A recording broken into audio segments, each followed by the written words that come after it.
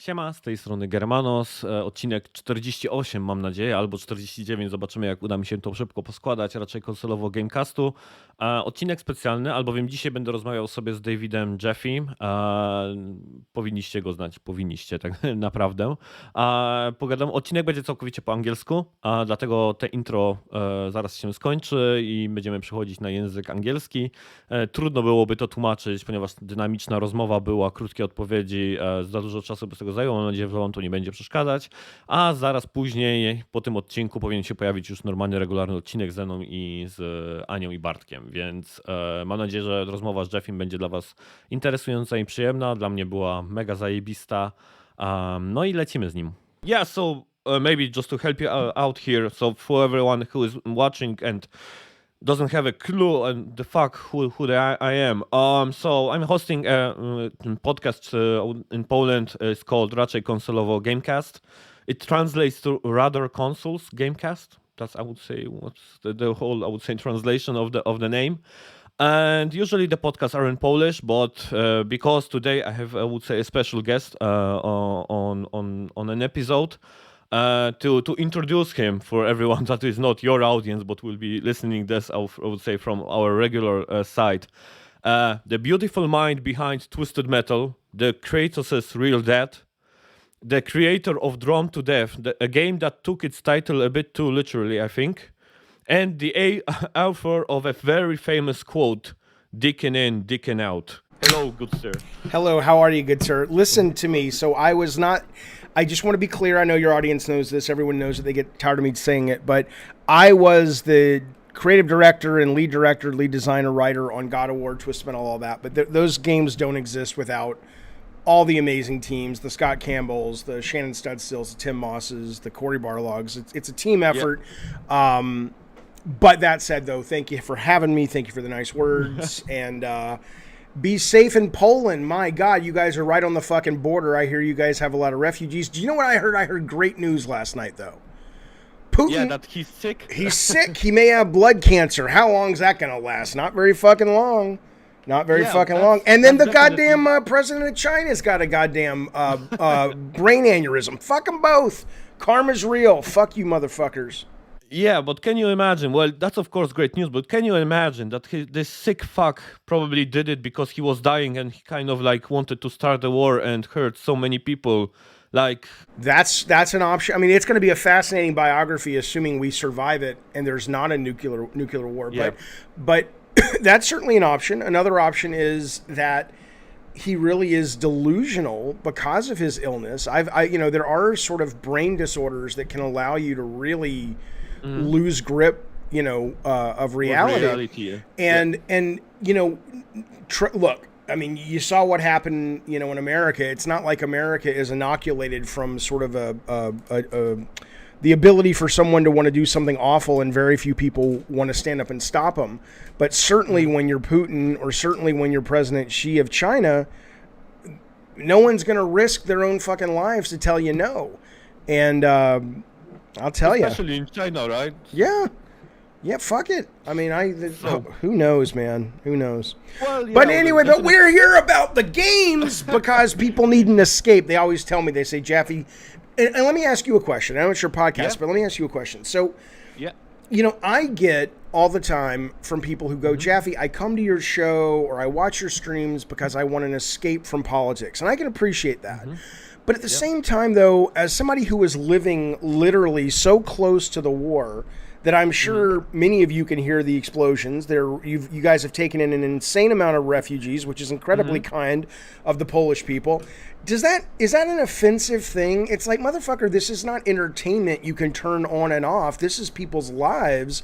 Does it kind of piss you off when you hear Americans that are just like, oh, I don't want to hear about that. Talk to me about the fun stuff. I mean, is that a privileged position, or do you also believe there's huge value in escapism, especially maybe right now for the Ukraine and Polish people?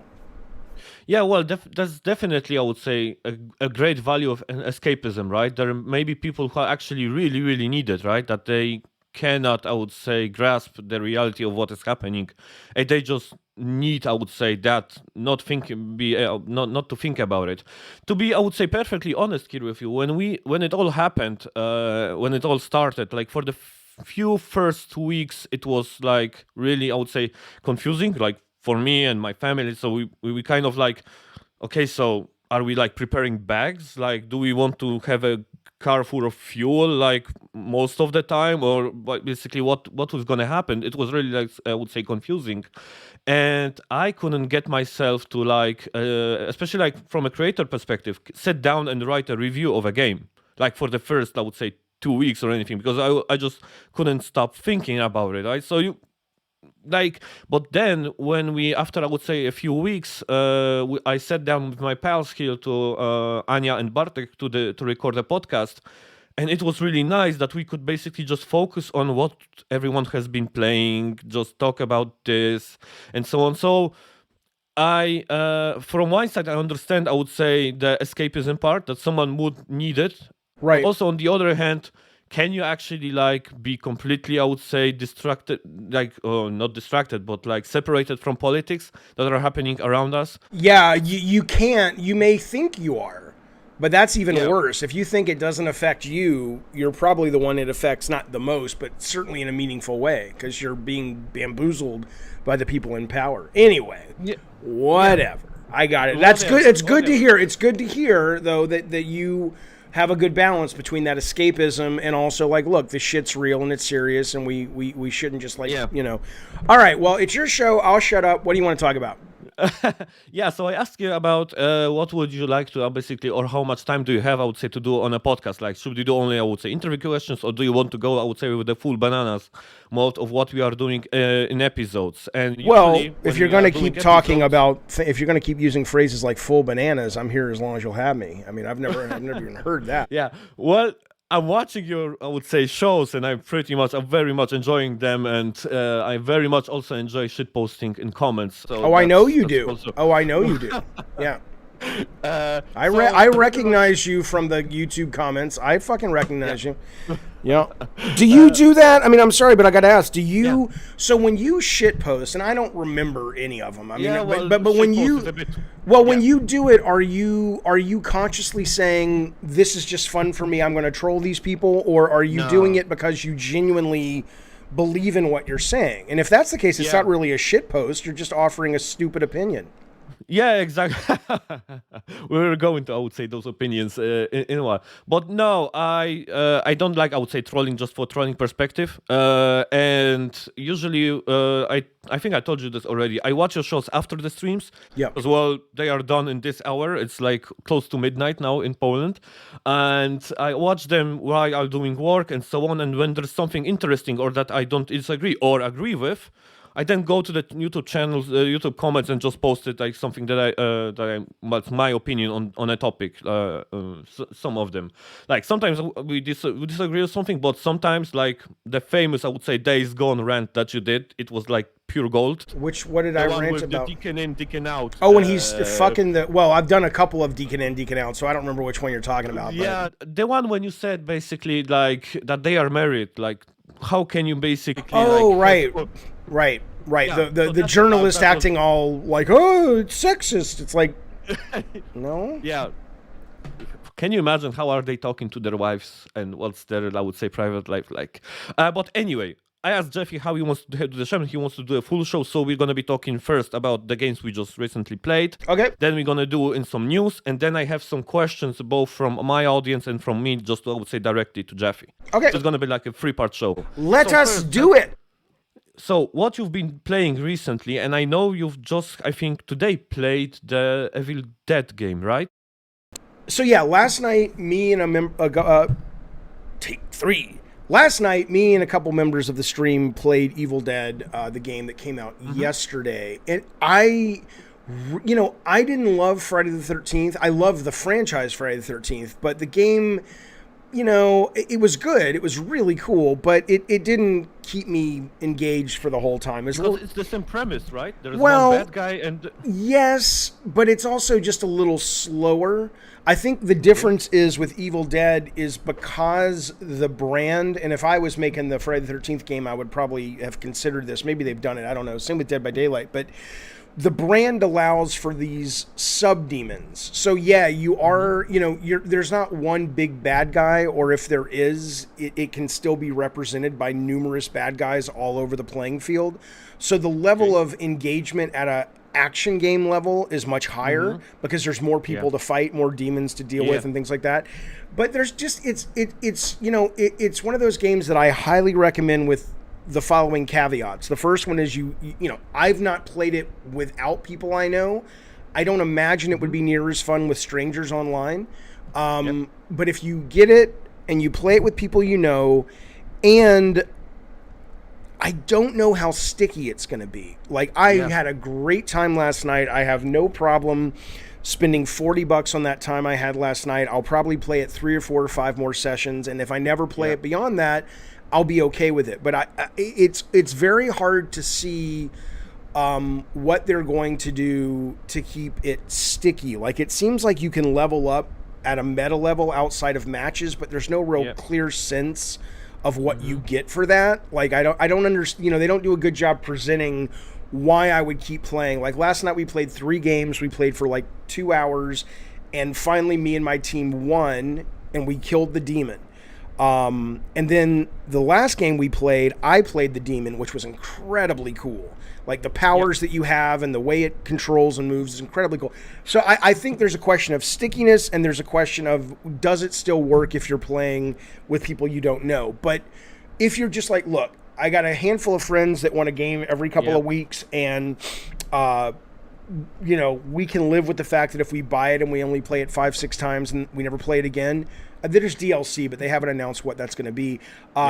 I highly recommend it. So I'm playing that. I'm playing Rogue Legacy 2, which I love. I just finished a game called Nightmare of Decay on Steam, which was literally made by one guy over 5 years, cost $6 to buy. That's awesome. One of my favorite games I've played this year so far. It's a horror game, right? First person. It, right? Yeah, it's a first person. It's very much like Resident Evil in first person, but I actually enjoy the story and the creepiness more. It's a little more haunted house and a little less crazy bio zombies, even though there are zombies.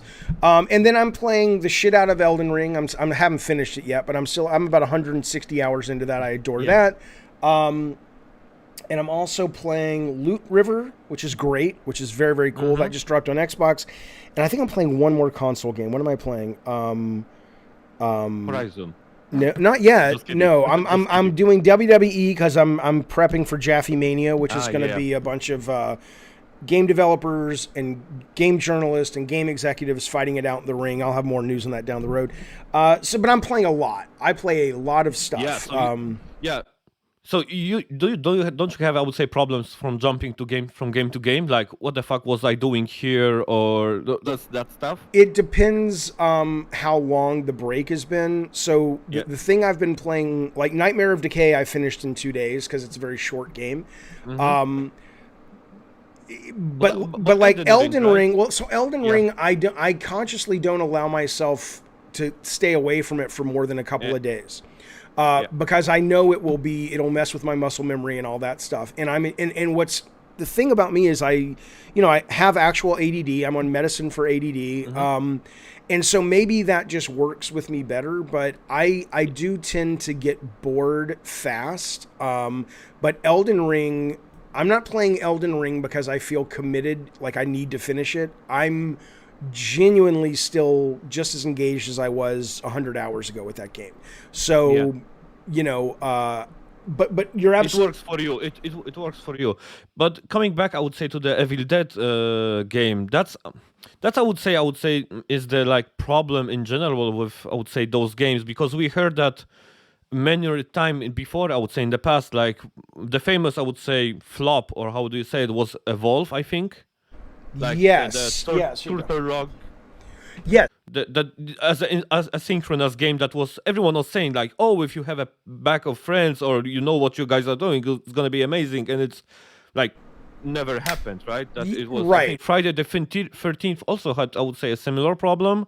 Then there was another game, Dead by Daylight, managed to sustain, and so on. So there's always like this problem of the stickiness. You said it correctly. So how do we make people play it not only on sessions when, okay, so it's Friday, it's 5 of us, what do we want to do? Because that's not, I would say, a sustainable No, well, it's very interesting to me because if you're looking at these games that are, I mean, it's a really interesting to me and fascinating problem and challenge of design. And I think if you look at something like board games or card games, right? Like my kids are now 18 and 16.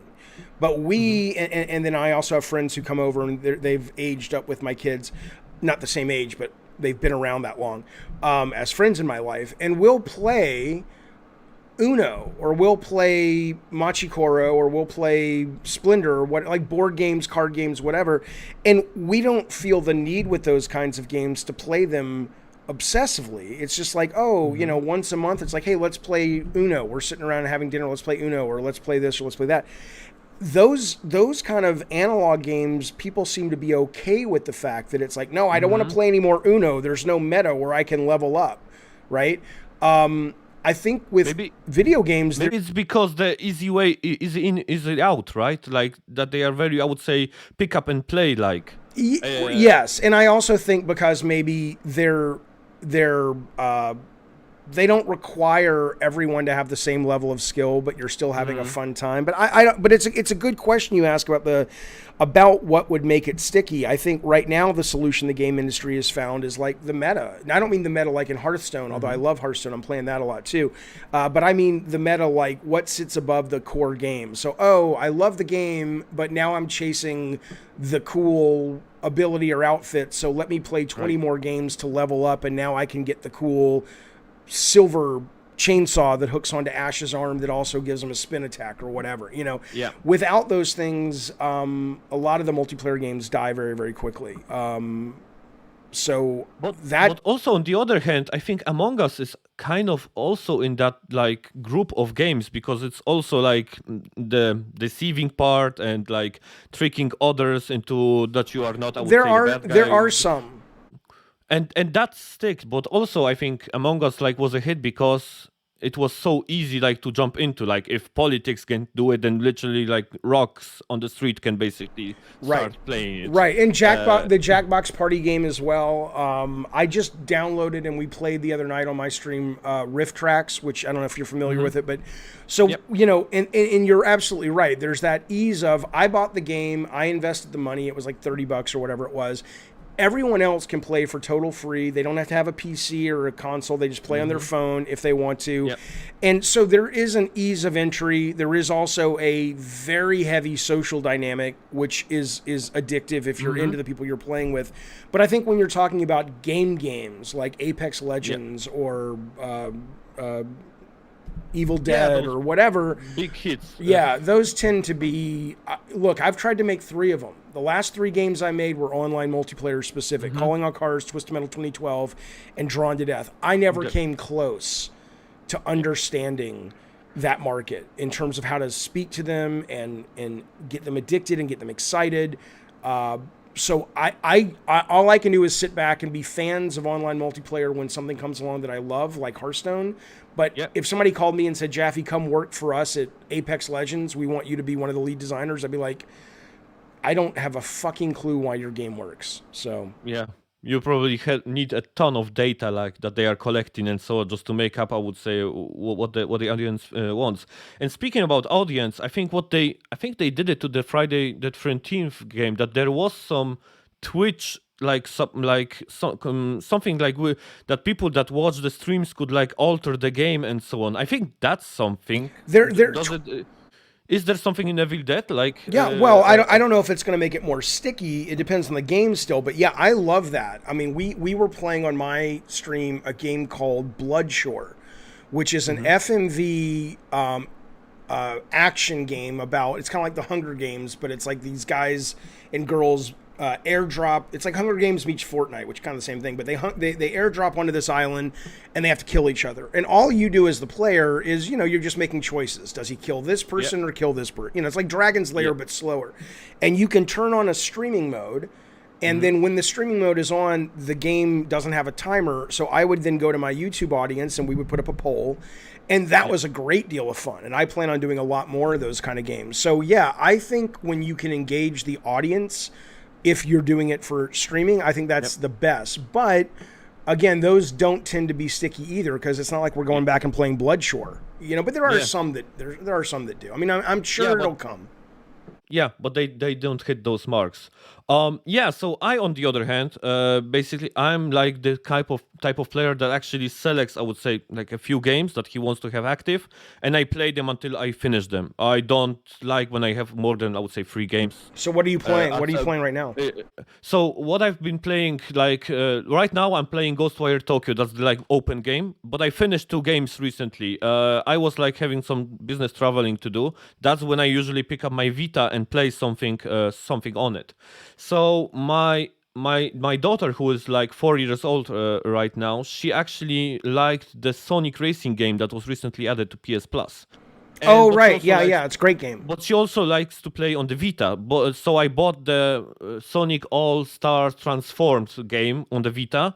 But there's just, I would say, 9 characters to play with at the start. So I'm playing the career mode just to unlock the characters, so she has more stuff to play with. So I played it, and actually, when I was doing a bit prepped for the episode, I noticed some like similarities between the game and Kinetica. That you probably I worked on Kinetica for a very small amount of time, but yeah. Yeah. So it's fun. It's somewhere in the middle of, I would say, Mario Kart and Crash Team Racing. So I crashed it when it goes to those fun kart games. Crash Team Racing is more on, I would say, skill side. Like you really need to know what you are doing to be fast. Like to do, I would say, good. There's a lot of skill into it. And also Mario Kart, on the other hand, is very heavy on the pickups. Like you can have, I would say, a crappy race, but then you have a nice like pick up at the end, pickups, and you basically win the race. So Sonic is somewhere in the middle. Yeah, I think like that's nice that they found their ground. I love that game, but the thing, there's 2 of them, and I always get them mixed up. There's one that I think is excellent, and the other one's just okay, but I don't remember which one is which. So I'm playing the one where you transform to a boat, to a plane. Mid-race. That one's pretty fucking good. That one's pretty good. That's good, and I like that. Basically, it changes also like how you steer the boat, how you steer a plane. So there is like fun to it, and the tracks shift. So it's really fun. It's really good. But I would say the similarities between Kinetica, what I found is like. In Kinetica, where you jumped, you could do those like flips, like tricks and shit. Yeah, you get a boost when you landed a good trick after, I would say, a ramp or something. So that's also that in that Sonic game. Well, sure, but to be fair, that was from we all got that from Tricky, from SSX Tricky from EA. Yes. That was the first game. I guess Tony Hawk. No, I think Tricky was the first one I can remember that when you did tricks and landed them, it added to your boost meter. Yeah, so, exactly. But I will tell you, in Kinetica, a mechanic that was totally all mine, that I thought was brilliant, that I thought would have been copied from here to the moon and no one ever gave a shit, was the ability to siphon off when you go over a boost pad. You could either use the boost when you went over it, or you could press down, I think it was R3, and siphon the juice into your meter and kind of bank it and use it later. And I was like, oh, that's fucking brilliant. And nobody gave a shit. Nobody used it. It brings a bit of strategy into the game, right? Clearly nobody wanted it.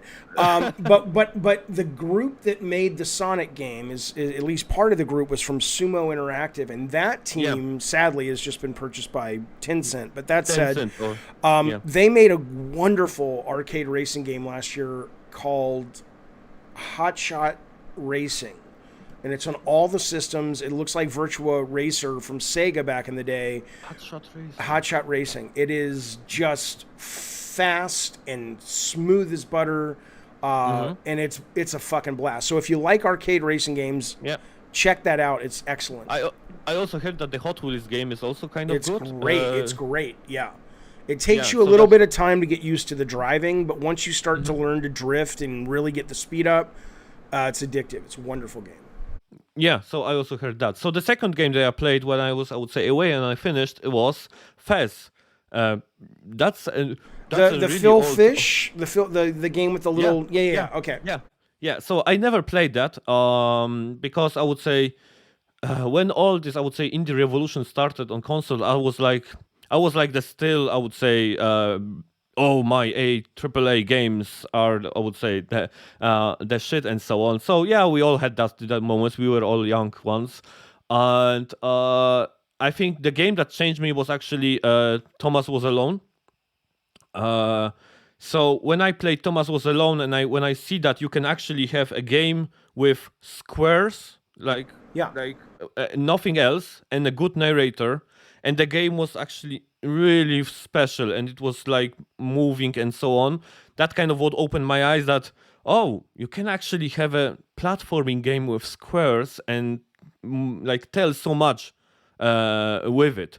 And that was what opened my eyes basically to also look a bit, I would say, further than just, I would say, the really big games. But coming back to Fez, I really enjoyed it, but one mechanic that I don't like about it is with the secrets that you find in them.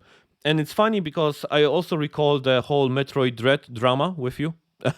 Do you know that it's actually written in Wikipedia that you're the like creator of Twisted Metal, Kratos, and so on, and there's like and also he like spawned the whole Metroid Dread like drama.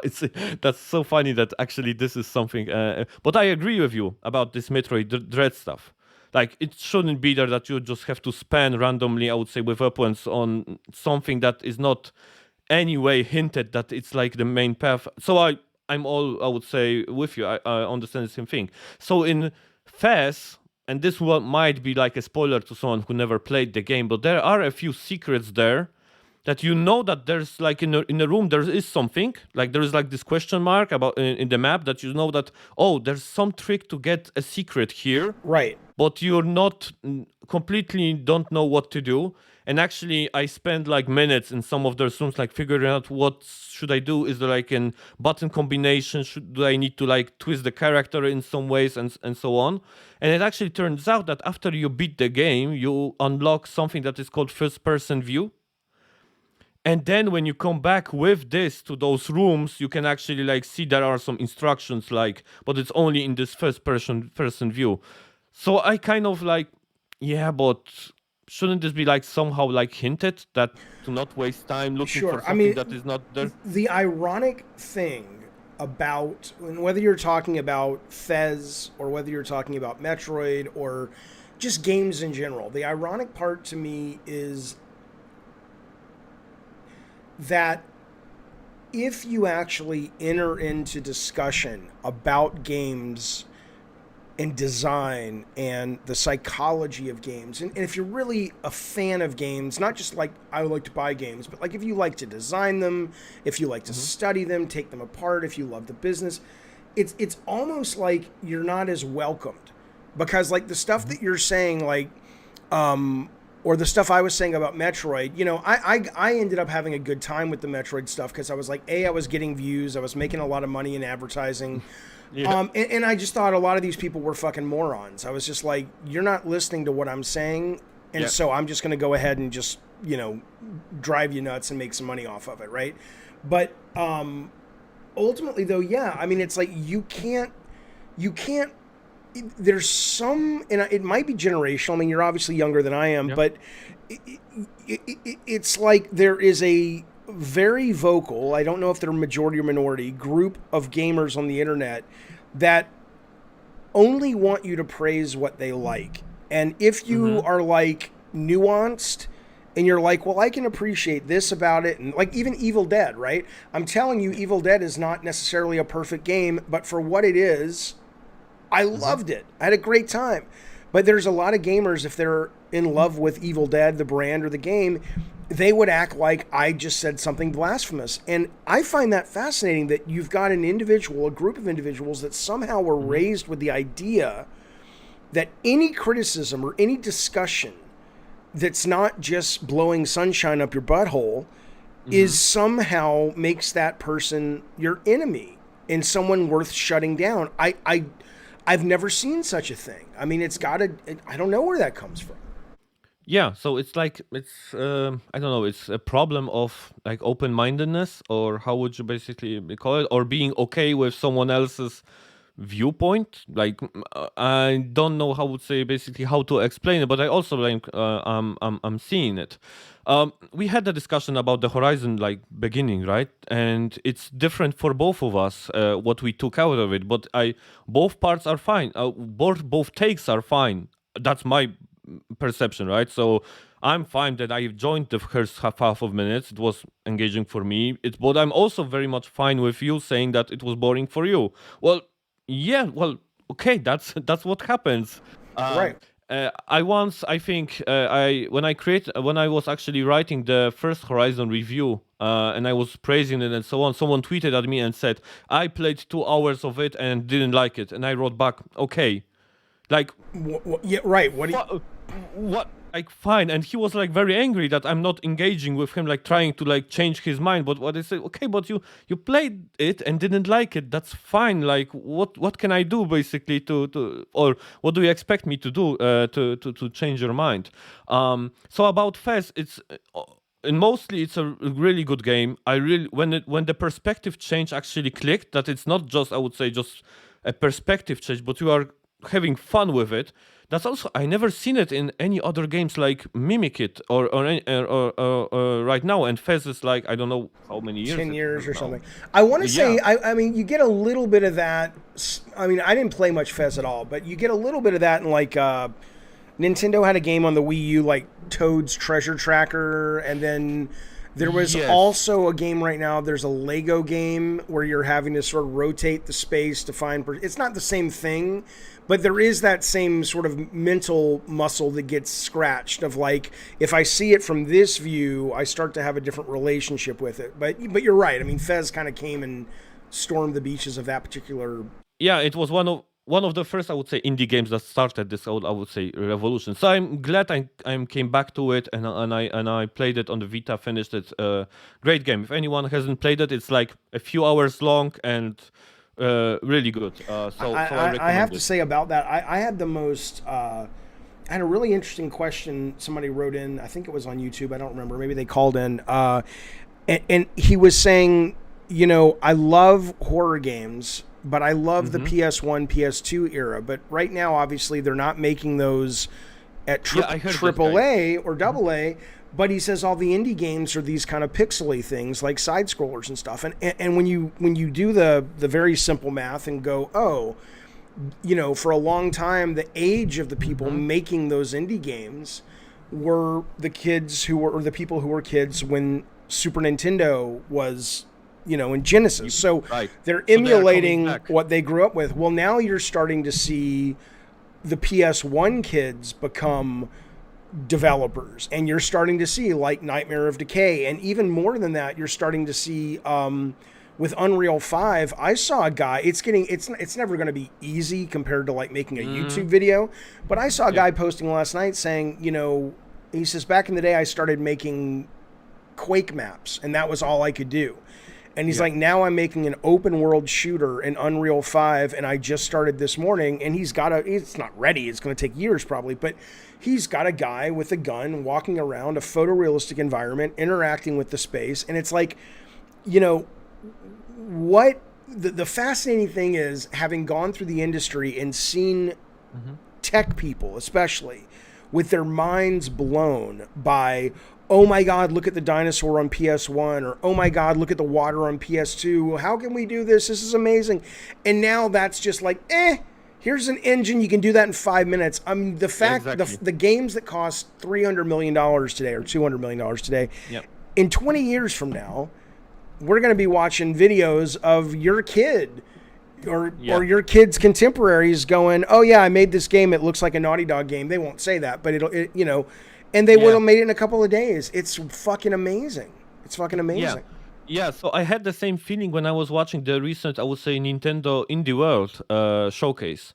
And there were games that were created by one person or something like that. Like, I think there was this like crab game that Souls like crab game underwater that looked like Dark Souls, and there was a guy by those two developers. Okay. And I was like, wow, I would say the games that are now done by one developer or solely or by two guys are just like amazing. Like from this perspective, that basically now you don't need a whole team to create those games. Well, you never did. There was always those like one person games, like Stardew Valley was done by one person.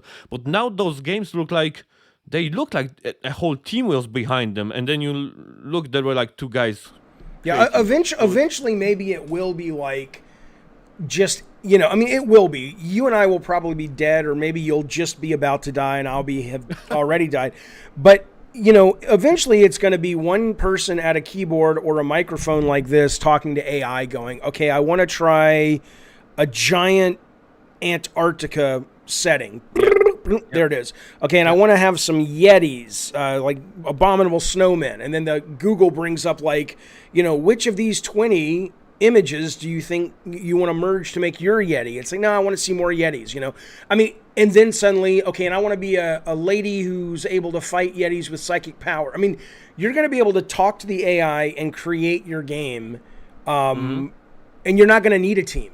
And we know, I mean, I'm not pieing in the sky here. That is coming. You can already play with these apps where it's like, search up pictures of David Jaffe and buttholes, and have the AI just create a David Jaffe butthole picture. And lo and behold, there it is, you know. So it's going to be amazing. Well, you showed us your butthole quite recently. Oh, I how clean it is. did. Oh, yes. And let me, I have them. I'm going to start carrying them in my wallet. You should give them away to new members. Look at that butthole. There's no poo. That's not poo.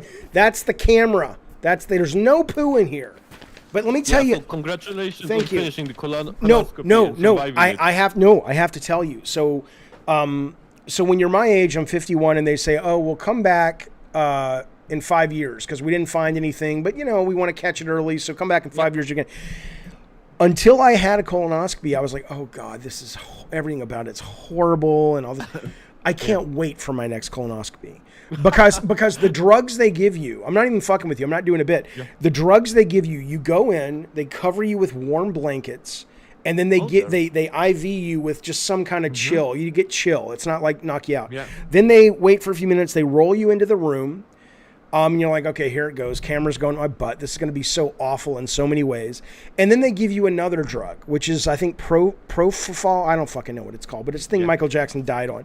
But, and I'm like, well, will this knock you out? And they're like, well, it'll kind of knock you out, kind of give you amnesia, whatever. I don't even remember the thing after that. I was just gone. And then I was back, and it was so delightful to be back with that drug in my system for like 20, 30, 40 minutes. And I'm like, oh, I'll do this every day. You want to look up my butthole? You can look up my butthole every day if you give me these goddamn drugs. So, it's good. It's good that basically you kind of like ease my mind. Yeah, I should do a public service announcement just from your show and just put it's like, don't be afraid of a colonoscopy. Everyone. You won't know it. You know, you won't know anyone's been fucking around back there, and you get free drugs. Come on, man. How can you complain? It's excellent. Yeah. So, we finished up, I would say, with the game parts, and let's talk about some news. Okay. I know you've talked about both of them already on your show, but maybe we can move them in some, I would say, interesting directions. So, of course, I would say the two news that I've picked up here was, first of all, Starfield and Redfall moved. Yep. Should PlayStation do the same with the next God of War DLC? And for the audience who doesn't know, Gaming and Games, that is our audience, of course, we're talking about God of War Ragnarok. But also, Jaffe was recently on fire with the DLC quote taken out by a lot of people, a lot of content creators were like posting about this. You even went to one of the streams. I didn't watch it because I heard the guy on your show, this trash something. The guy. I was on their show. I was on a show called. Yeah, but he first called in, right? You first had him on your show. Well, that's okay. I mean, then you're getting into the weeds. So there's a guy named King Thrash who is part of a stream called The Roundtable. King Thrash called into my show, and you know, again, I don't agree with a lot of what he says, but I don't have a problem with the guy. But he had another guy on his panel that is part of what they call the Roundtable, and that was the guy who just really tried to come after me with simply inaccurate statements about my views on PlayStation and all that stuff. And I was just like, dude. But even after your stream, I said like, I'm not watching this. I know what kind of people there are and so on. So I'm even not watching this. So coming back, I would say the topic of God of War Ragnarok. A lot of people are saying stuff like, oh, the holiday is now for the taking for PlayStation, right? There's nothing there basically. If PlayStation now like ships God of War, is able to ship it in December, that's gonna be great because there will be the Sony ones. And my take on it is like, look, they are releasing God of War Ragnarok to sell PS5s, right? That's the most part of why you have exclusive to. It's the only reason. The only reason is to sell hardware, basically, right? That's their main purpose of their existence.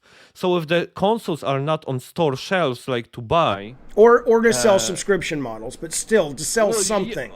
They exist to drive sales to something even more lucrative than the individual. On the PlayStation side, it would be hardware. On the Xbox side, it would be basically Game Pass to sell this. And I'm like, this is a perfect occasion to actually move it now, because basically you don't have the consoles. The competition is shitting the bed right now. So even if you move it, it's only gonna work better for you until you probably have more consoles actually to sell them to people.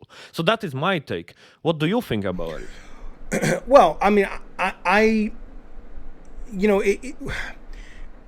would you move it? Well, okay, this is the challenging part, right? So, and for some reason, my mind is going to the sequel to Top Gun, which is coming out Friday here in America. Oh, I'm going to watch it. And the reviews have been stellar. I mean, they've been like, this movie's fucking amazing, and blah. That's like, really? But anyway, that was a movie that I kept thinking, oh, for fuck's sake, just fucking release it on streaming, because it's been moved 7 times because of COVID, right? Yeah. And there is it was probably Tom Cruise, because he's very involved in the making and the marketing of his movies. But there is a sense that someone on that production that was in a position of power had of, I can wait. I want this to be released in their minds in the right way at the right time. I think with God of War, it's a similar thing. I mean, they have to be going with all of their plans for releases. They have to be going, okay, this chip shortage is really throwing a monkey wrench into all kinds of shit, in terms of planning we've had for 5 years is now having to be rethought of, So I don't know what their anticipated output of hardware is going to be come Christmas. They don't know either, but I'm sure their projections are, at least within 60-70% accuracy. So I think without knowing those, we're just guessing. But I don't think Starfield has anything to do with that, though. I think Starfield, I think if you were going to play Starfield this Christmas, and I was, and you were going to play God of War this Christmas, and I was, nothing was going to stop me. It's not like, oh, well, now I'll pick God of War. I mean, the number of people who only get the ability to get one game during the holiday season, that's meaningful if you're that person. You don't have a lot of money and you got to make a choice. But for most people who have the money or are getting gifts or whatever, if you have both hardware, you're going to get them both anyway. So I think the bigger thing is just we don't know what Sony knows about the projections of hardware, and we don't know how far along the game is. I don't think it's shipping in 2022. I think it's shipping next year. And I think, I think more than anything, what it really does is shine a light on the... Sean Layden talked about it being AAA being unsustainable because the budgets and the audience isn't growing for those games. But and I think that's true. But I think you're kind of seeing, when you hear him say that, it sounds like he's only talking about, oh, we'll never make our money back. But what you're also a side effect of that, though, is the importance on individual titles to make their dates now. Because if Sony doesn't ship God of War this Christmas, They've got Forspoken, which I think, given that it's a Square game, right now everyone's up in the air on if it's going to be good or bad. I think Stray, you don't want to lay your... I mean, Stray's great because it comes from Annapurna, and they're great. And it's got... not a system seller. No, I mean, it probably could be game of the year for a lot of people, but it's not something that's going to make somebody go drop $500 on a PlayStation. I think Microsoft potentially is in a better position because, well, this is funny. So on one hand, you could say Microsoft's in a better position because they have shown willingness to spend a lot of money to compete. So it's like, okay, it sucks we're not getting Starfield. Phil, open the checkbook and pick up 2 or 3 third-party games and make them exclusive for the holidays, put them on Game Pass, make them exclusive for a year, whatever. But games have gotten so expensive to make in the AAA space that there's so few of them now that what is there to buy? You know, is he going to get Gotham Knights, which isn't that exciting to most people? Suicide Squad has already pushed to 2023. Maybe he could drop a huge stack of cash on the doorstep of Ubisoft and get the Assassin's Creed, but they're not going to be able to put Call of Duty out exclusively because they're still trying to get through the acquisition. So even with all the money that they have, there's just not enough content at that level to recover for either one of these guys. If Ragnarok slips, all I can tell you is I think Xbox is going to have an amazing Christmas if Ragnarok slips, because Xbox can at least promise a bunch of shit immediately. Even if it's smaller, even if it's a little older, you can find their boxes easier. People want Christmas presents. And Game Pass, assuming you're not like you were when you were younger, all about AAA, it's an incredible value. So I hope God of War doesn't slip unless Eric wants to slip it. If Eric's like, dude, I need more time. This game's going to be brilliant. He's the director of the game, if you don't know, but I need more time. I really want to ship it in March. I want Eric to have and the team to have the time they need to make the game they want to make. But short of that, I haven't seen anything to indicate that game is coming this year. Yeah, I also think that if they don't show anything, I would say quite close to summer from God of War, that would be an indicator that it's not coming, basically, because you need to start, I would say, the hype machine or whatever you gonna call it, like to start working and the marketing and so on. I think with God of War or a big title like that, I think Apex Legends came out of nowhere and proved that you don't really have to have 7 months of hype train. But so in the 2018 God of War was announced for a long time. They only showed new footage or announced a date, I think 3 months before. But I think God of War is inoculated a little bit from the need to have a 6-month runway. But still, I think you're right. The fact they're not showing anything is just, why would you, like I said in my video, why would Corey go in front of a camera last month and not, if the game is still locked in for 2022, you don't have to give a date, but you guys have said it's 2022. Why would you not reiterate that? We have a lot to show. We're excited. We're still coming 2022. I guarantee you it's going to make Christmas, but we're not ready to show you the cool thing yet. He didn't say that. And he didn't even show, because even if there would be guys, for you being here, here's a glimpse of what we have. Walk around the studio and it's like, here's or a 5-second cutscene with an interesting character, or with some dialogue that basically that we don't know the characters or anything. That would be a surprise, something like that. Or just walk to the combat guys, area of the studio and go, this isn't official gameplay, but hey, we're going to show you some new moves we're working on. Just something. I'm not saying they don't have that. I know they have that, but it's just weird. It doesn't mean there's a conspiracy going on. It's just weird, though. It's just weird. And also, to be fair, for both Starfield and Redfall, the whole move is for the games itself, it's only gonna get better. So if I would say you're not one of those guys that is counting punches, in a year, we have this, you guys have this, and so on. For the game's sake, it's only gonna make them better. I don't know what it must be like to be somebody who only likes AAA. There are a lot of vocal people out there that only like AAA. And, your choices are getting less and less and less frequent. So, I'm let's just say I'm glad that never affected me. And you must be glad it doesn't affect you anymore, because if you are willing to game as I say, up and down the budgetary spectrum. Yep. You are eating constantly at a 5-star rated, 4-star rated Michelin buffet of whatever you want. And sometimes it's big and sometimes it's small, but it's always interesting. If I'm just a AAA player, you better have another hobby lined up. Yeah, exactly. I think this is those guys actually that are not having this, I would say, gaming as a top hobby, and they are not that involved in the medium and so on. Because I started from just playing, then talking, then writing about them, then having a podcast, and having a channel about them. I love to watch the GDC talks and so on. So I'm all over this shit, basically. I can have a guy talking to me for an hour about how they were planting trees and level design, and I'm like, this is amazing and so on. So I'm all over the place in it. So like you said, so I'm looking all over the place.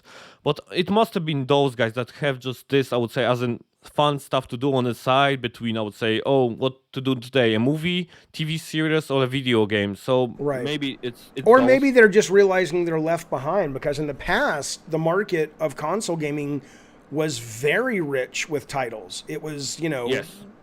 When you look at the PS2 area and so on, they were like, I mean, there wasn't any difference between AAA and, I would say, and anything else, right? There were just games. They were just games, yeah. I saw this happening. A lot of us saw this happening over 10 years ago at E3, because I was at the very first E3. I was at the CES before E3.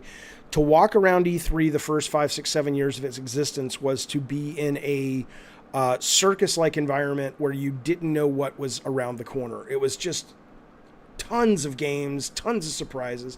And then over the years, it started to get less and less and less and less until it was only the biggest games, and you could see the whole show, if it wasn't for the lines, in like half a day. You couldn't play the games because most of them were inside booths and all that stuff that you had to wait in line for. But yeah, I mean, it's gotten to be a very anemic landscape, which is, I can imagine if that's all you play, it's shitty. Yeah.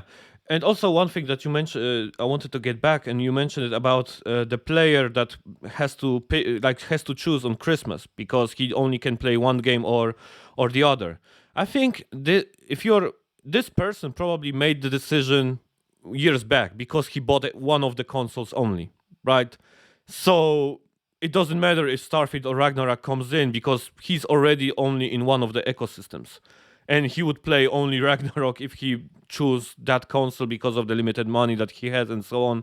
So there's also not, I would say, any fight between the games for this person. So I think, well, from an Xbox perspective, well, a slip like that only shows, I would say, the problems that we all know they have. Yeah. Like in terms of managing their portfolio.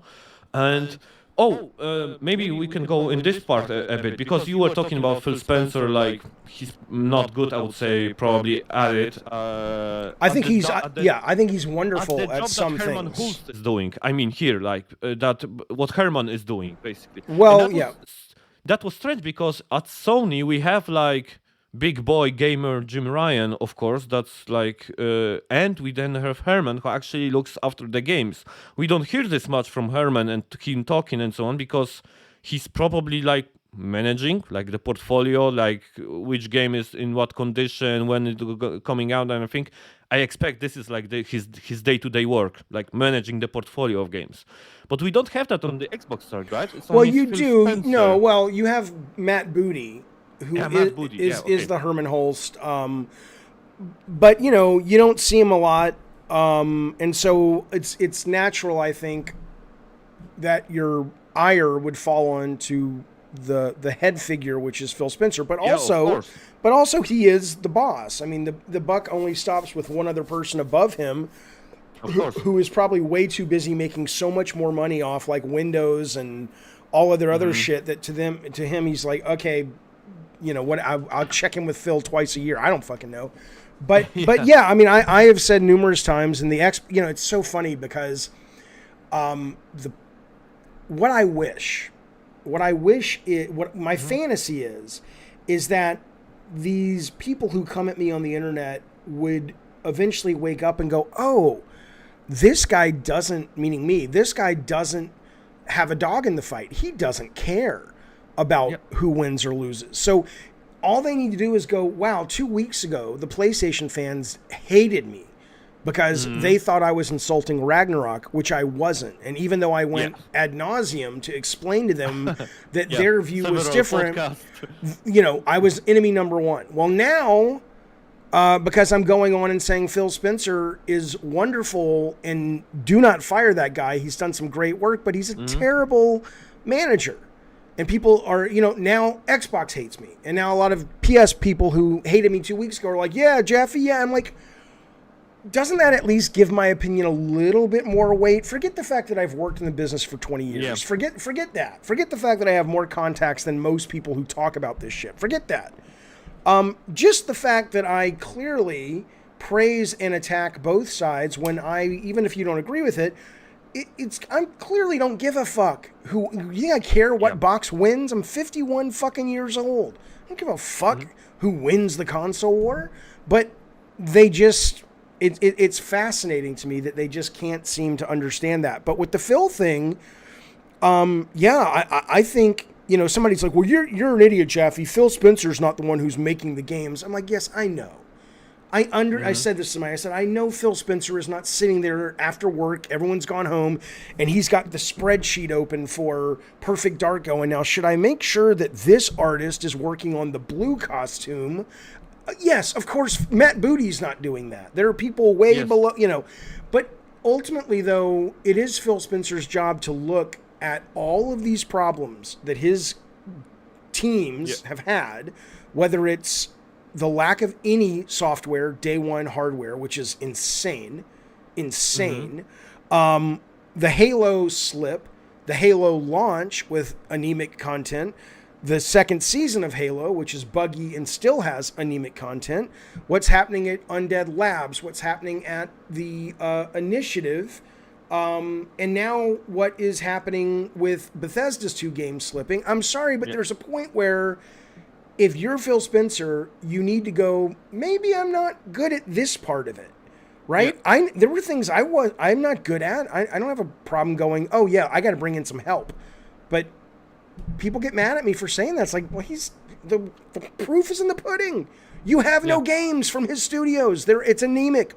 It's crazy. It goes back to what you said at the start about the people that cannot get criticism about, I would say, their side. When you said that if you criticize anything that they love, I think it's the same thing here. Like the Xbox side and the PlayStation side, basically, they just don't even, I would say, like recall that you were just like shit posting the other side. Oh, and shit posting. I was just offering an opinion.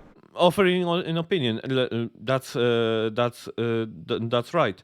And we have, I would say, also our differences when it comes to like about general Game Pass. Like from my perspective, I feel like it could be something that could be harmful for the industry.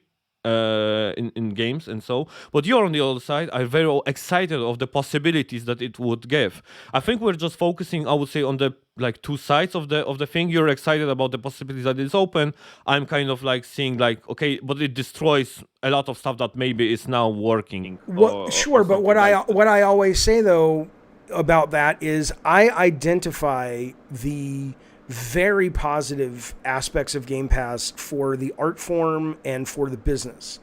But I also recognize that if some of the negative things that a lot of the naysayers are saying come to pass, then I'll stop liking it. I mean, it's got nothing to do with video games, but me and the family are watching a TV show right now called The Good Doctor, and we loved the first 3 seasons. And now the 4th season is like, I guess we'll keep watching it, but it's not as good, right? It doesn't take anything away from the first 3 seasons, but, things change. And if your predictions come to pass, then I won't subscribe to it anymore. But right now, it's great. And the promise of what Phil is saying is great, but maybe it won't work. But maybe it won't work. Someone will always rise up to fill that void. If Xbox shits the bed, then, hell, you're in, the craziest thing, because I'm working with movie games now in Poland, is every couple of weeks I'm surprised at the amount of game development talent coming out of that tiny country compared to the size of our country. there's a lot of it. There is really a lot lot people of going. really good stuff coming out of Poland, but there's also just a lot of. There's always going to be hungry, creative, talented people that if Xbox shits the bed, trust me, someone will be waiting in the wings to come in and fill that market of the people that Game Pass pissed off. It's not going away. It's almost like this mindset of scarcity a lot of these gamers have. Like, if Game Pass fucks it up, it's over. It's like, no, it's over for Game Pass. But maybe because I lived through the crash of '84, it's like games didn't go anywhere. You had to go to PC, but they didn't go anywhere. Yeah, nature finds a way, right? That's or capitalism, either one. Or capital. Oh, that's definitely gonna find a way. So the second news: game journals and PlayStation employees. I wanted to write here, not happy with Jim Ryan asking to respect difference of opinions about abortion and talking about his cats. You talk about this briefly, and that's something I agree with you. Is that well, let's just, I would say, the message, how it was like presented, like as a start. Okay, we haven't seen the email, right? We've only seen choice quotes. I just saw a description of the next Last Stand Media episode, and in the description of the podcast, they are saying we've seen the message. Okay, so that would you mean the one with Colin lying on the couch? Yeah. I don't think he said. I think there was a report that showed some of the bits of the email. I don't think anyone's actually seen the whole email yet, but I could be wrong. If you go to Twitter, that's what I believe they tweeted out, that they've seen the message. Let's see. Okay, well then that is what I think a lot of us are waiting on.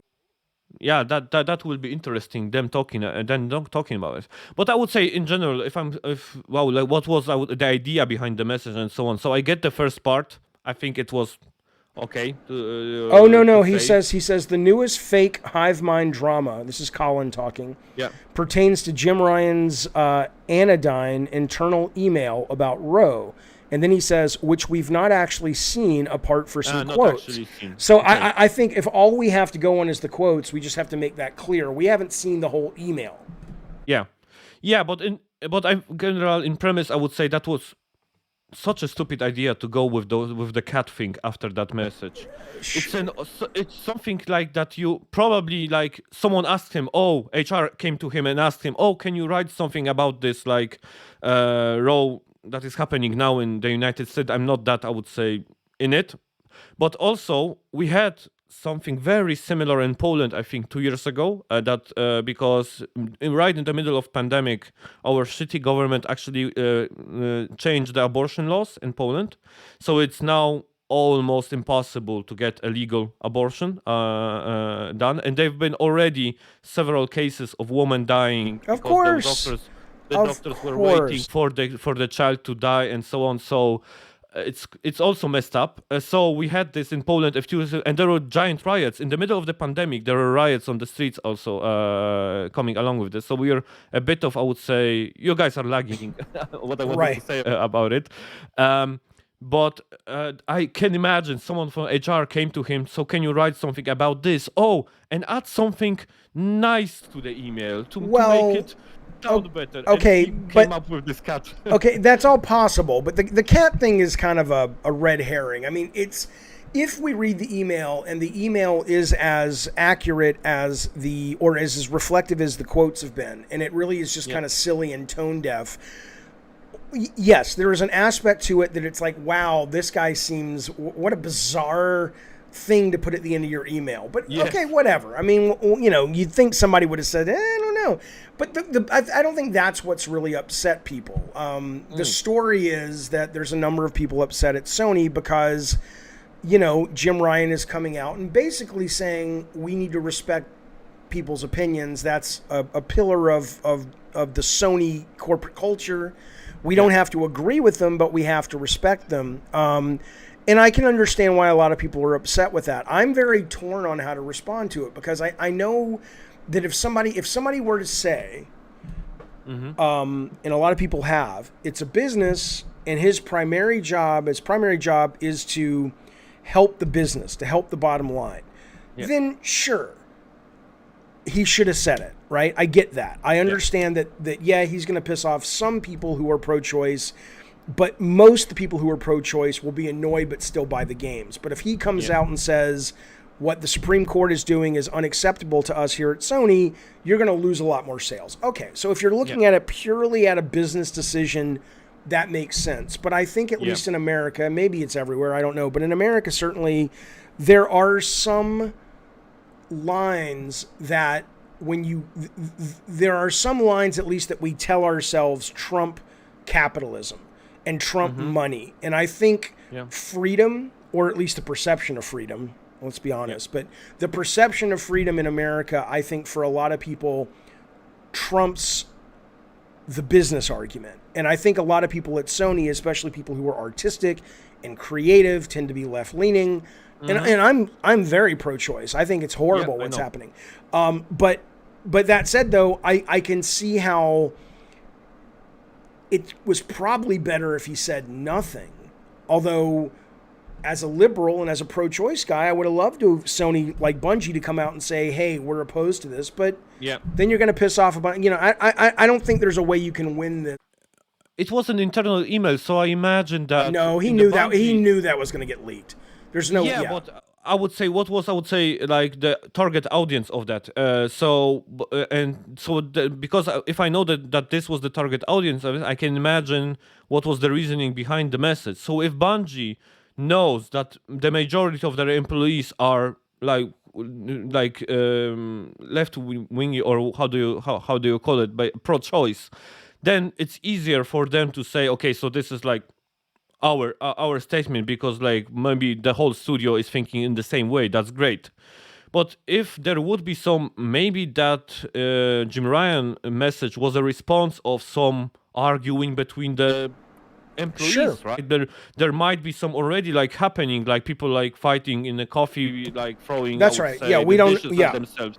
And this could be a response like to that. Oh, we need to say something. So either we cannot say one or the other. So let's speak our opinions, which I think is not, I would say, a bad thing to say. To respect other opinions, maybe not in every, I would say, because if we talk about Russia and Ukraine, there's not. Well, sure. I mean that's where it gets tricky. You're not talking about Pepsi versus Coke or Marvel versus DC. You really are talking about. Well, it's also, I think, deeply rooted in the psyche of, for some people, even though I think religion is batshit crazy, there are some people who are brainwashed and they genuinely feel this shit is real. And so to them, this is worth dying for, because their God has said this is bad, whatever. That's not Pepsi versus Coke. You're not going to get that person to ever really be okay with the other side. And so I don't think you win that. I think you may have a really good point about maybe there was some internal stuff happening at Sony, but I don't imagine it was so widespread that it needed to be dealt with publicly, or like maybe your manager should have called the two people aside, or the head of the team at Santa Monica. It's like, look, guys, come on. We know, here's what we think, here's what they think, but we're a team, right? Yeah. But Jim Ryan had to know that was going to get leaked. And so in that writing of that email, let's put it this way. If Jim Ryan wrote that email and thought it wouldn't be seen, then he probably doesn't need to be in the position he's in, because he's a fucking moron. Yeah, he's more diluted than But I'm pretty sure Jim Ryan knew what he was doing. Well, he's not a gamer, but I don't think he's stupid. No, not at all. Not at all. Yeah, because we all seen I know that Less Than Media makes fun of the picture of him holding the controller like this. That was, you never hold them like this as if you would be playing, and stuff like that. So my also topic here that I wanted to discuss with you is about, I would say, like putting your own values, I would say, in the work that we are doing. Like, is it fine or not? Because I can tell you like a glimpse of what I'm doing. I'm, let's say, in the middle management section of that's what I do for a living. So I'm a manager. I have teams under me and so on. And it comes up sometimes, even in there were times in the pandemic when I had like team members with different opinions, like on a value level. So something about, like, let's say the vaccines, right? There we had like team members who were all very open also to get vaccinated, and we had also team members who were not. And that's why I kind of get his message, because I also kind of had to talk with my teams and tell them basically, okay, guys, I know we have like differences in opinions, we have differences in values of what we think, but let's like focus on the stuff that we are here supposed to do, like what we do in a workplace, and just talk to me like, can you leave this out of, I would say, work and focus on what is our shared goal, with respecting that we have all those views outside of work. Sure, but I think that, okay, so, but if you're managing people and you're going into the office, and I don't know what your opinion is on vaccines, but let's assume you believe the value of vaccines will keep your staff safe. You know, at that point, if a staff member refuses to get vaccinated, but they still insist on coming into work, I think you fire that person. Or you let them work, or you let them work at home, because it's not that I don't respect that you don't respect science, or more importantly, maybe you do respect science, but you're convinced that the scientists are in the back pocket of the government, and it's Pfizer wants to make all this money. All those things could be true. But we as a company have decided that we are going to move forward with believing the authorities when it comes to vaccinations, and it's not about debating anymore. You're going to get, in our opinion, people sick, and you're going to hit our bottom line. So if you can't work at home, you can't work here. I think some things are just, it's not a quality. It's like, sorry, but you got to plant a flag sometimes, right?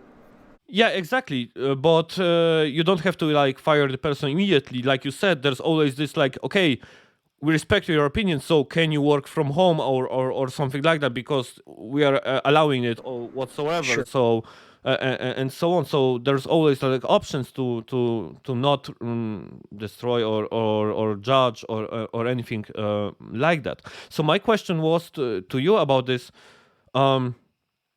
About like bringing your own values to work, but because we also seen it like in the whole crunch conversations, like that people tend to come to work and they think that basically, well, I just started the work, my opinion should be as same respected as the game designer like decisions and so on. You talked about this on streams. So do you think that in the maybe well, you haven't been, I would say, head of studio like for a few years, so you don't know maybe what's the nitty and gritty happening right now. But do you have a feeling that there's just like much more of this, like people coming with their own, I would say, values and principles and so on, and like forcing them on the company, like to have them also? Well, I know that's happening. We heard John Garvin, the director of Days Gone, talk about, you know, one of the reasons he felt that maybe his marriage to Ben Studio was no longer a good one was a lot of young people were coming in to the industry at Ben Studio, and it wasn't. They weren't. Their expectations of what the job was were very different than what he had worked under and that he had directed in the past. So. And the last studio I ran was 4 years ago. And in that, I did start to see a bunch of people that were, not a bunch, but a handful of people that were, you know, a lot younger than me, that clearly felt they deserved a seat at the table. And I was okay with that because the studio was small. And when they had good ideas, I'm just like, cool, you have a good idea. But we could navigate that because we were like 15 people in a small little environment. And I was willing to, because I'm not always right. I was like, you know, the story I tell a lot is about a wonderful, just brilliant concept artist named Nafisa Tung, whose game is coming out soon called, I think it's like We Are OFK or whatever that. Yes, the music band. The music band game. thing. Looks great in terms of visuals. I haven't played the game. But, you know, she would oftentimes call me out on things. She's like, hey, you may not know this, but. And sometimes I would be like, yeah, I appreciate your position. I don't care. We're doing I didn't say I didn't care, but, you know, we're doing this. But, you know, more than 50% of the time, I would listen and go, oh, that's a really good point. I hadn't thought of that. Thank you. We're going to make that change. But I think it was handled in a way where, you know, there was no misconception that ultimately I was sitting at the head of the creative table. And I don't mean that like I was in charge, but I don't mean it like I lorded that over people. I always tried my best and think I did a pretty good job of letting the best ideas win. But certainly, like, there was a story this week about a woman who was a lighter. She did the lighting of an environment over at Respawn. And she was talking about how her tweet was a lot. And she emphasized, capital LOT. So she's a lot. I don't know what that means. A lot of people wanted there to be a female person of color as the star of Star Wars Jedi Fallen Order. And she's like, and they said no, and they already had 2 black people in the cast, and so no thanks. And then she's like, and you can guess the sort of makeup of the people who made that decision, probably implying that they were cisgender, male, white, straight, whatever. And it's like, that did piss me off, because it's like, it's not. I'm all for diversity. In games, I'm all for what a lot of people on the right would call diversity for diverse sake, because I do believe representation matters. It's not necessary, but if it's good for the story or doesn't hurt the story, why not? Why not? Right? I mean, but at the same time, though, the entire team is not privy to all the shit the director knows or the marketing people know or the head of the studio knows. And I get that you might want a person of color who's a female. But, ideally what the studio would say, like if it were me, even if I was told not to say anything, if marketing had come to me and said, look, the country isn't yet as liberal as California, as New York. Eventually the country always goes there, but it takes a long time to drag people into that awareness of, oh, this is normalized. But at the moment, the country's not there yet. And we absolutely want to have a diverse cast, but our research shows up and down the board that if we don't launch with a white normal dude, it's gonna do 30% less. And I would have just told people that, and I don't know if that's true, by the way, but let's assume it is true. There are everything from that to the fact that, there's a million reasons decisions gets made, to the fact that Stig, who was the director, is like, look, you've got your planet you're doing, you've got this you're doing, you've got the weapons you're doing. I'm the director. I'm one of the main writers. To me, this character is right for my vision for what I want. And sometimes it's just, look, he's in charge. Go work somewhere where you have more authority. You're not owed that unless it's in a contract, and I guarantee you it's not. People really come in expecting. It's almost like the best thing you can tell a lot of these younger workers is your opinion is only as good as you can sell that opinion to other people. If you can convince someone, awesome.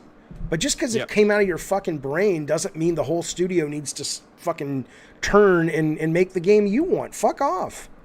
Exactly. And that's what I mean by like putting your own values, I would say, into something. You're not actually putting, I would say, an elevator pitch behind them. Like you're not like doing, I would say, a straight argument like, oh, guys, the whole cast of our game is actually like only males. Maybe we should have a female as this like mechanic or something, because it would make it interesting. So you're like putting a pitch into, I would say, the conversation, instead of just like demanding something because you believe in like in something. There was also the story about from the channel. I also don't like them, but they had a great Roblox actually documentary. This People Make Games channel. You remember the story? I remember. Yeah. There were all. He was talking on about the crunch or something, and the indie studios. About the team was talking to the publisher instead. They were going to Annapurna, like saying, what was the game? It was that road trip game or whatever. Like the director's not doing what we want him to do, or whatever. Yeah, and they were talking to the publisher about it. So and the publisher's like, we don't care. Fuck you. You're replaceable. That director's not. But what an idea to go to the publisher. That was something. From them. Here's what's interesting. I'm 51. You're what? 40. 34. Okay. The point is, when we're dead, And let's assume this generation gets a lock on the culture, which is fine. That's what generations are supposed to do. I wonder how they can, weld a society together of getting things done if they feel that everyone has a seat at the table. And it doesn't mean that they're not worthy of having a seat at the table, but it's just simply not practical. And so I'm very curious what work is going to look like when you and I are really old and retired. Is it going to just be like a fucking, here are the 8... Well, or maybe it's just like everybody walks around with these little, their phones, and it's like, oh, here's a decision the company needs to make. Do we do a deal with Mattel for toys, or do we wait for a year because Hasbro's coming online and their toys are higher quality? Everybody votes. In 20 minutes, we're doing a deal with Hasbro. I mean, maybe that's the future. I don't fucking know. It's like the Borg or something. I don't fucking know, but it's... Yeah. Should the buttons on our app be purple or green? And there's like a giant, I would say, survey to the whole company, like depending of what's your pro-choice in terms of color is, and stuff like that. It's like you motherfuckers can't even get off your ass to vote for the president, and you ended up voting for a president that ended up stacking the Supreme Court with incredibly inappropriate candidates and ultimately judges, and you think you deserve a device that lets you vote on shit? Fuck you. Get off your ass and go vote, then maybe. It's almost like if you vote, you get the machine at work. If you miss an important vote, sorry, we turn it off. I've solved it. Exactly. Okay, so I think there's not much. I think even we I would say extracted out of this Jim Ryan news as much as possible. You even said on your stream that there's not much. Yeah, I mean, what are you going to do? It's like, Yeah. So let's see what happens next. Well, maybe there will be some riots and walkouts out Sony because of it. Maybe that's going to be interesting. So now I would say for the third part, there are some, I would say, very random questions from me, from some of, I would say, our audience, my co-hosts, and so on. I've sent them over to you. So I didn't read. I don't like to read stuff in advance. I kind of thought that it's more fun to just talk. So you just tell me what you want to know. Is he gonna even read it? I said, nah, probably not. No. So my question, that's from me. Is punk in the AAA space dead? Is the video game ecosystem business not suited for wacky punk B category games? Are the times too risky for such endeavors for developers? I think 99% the answer is yes. I mean, almost by definition. I mean, punk is never in the mainstream. That's kind of what makes it punk, right? It's pushing back against the authority. It's pushing back against the establishment. But your games were punk. They were. But they also, the first Twisted Metal cost $850,000. The last Twisted Metal cost $30 million, right? So I think and that's one of the reasons people act like I'm upset that I'm not making games anymore. And I'm like, I was so right for games for a very specific time. Yes. Because when I made the games I made, they were projects from the heart. I understand they were commercial. Yes. I wasn't a moron. We didn't focus test, but we play tested the shit out of them and all that. But the visions were very personal for me, from some members of the team. And, those happen to be what was called AAA back in the day. But now, I was looking at, I keep meaning to make a video about it. I was looking at, somebody put some images up from God of War 3 recently, and it was one of the more risque, violent, sexual sections. Yes. And I remember just kind of looking at it and going, I would still make a game like that. I don't believe in sexism, but I absolutely believe in,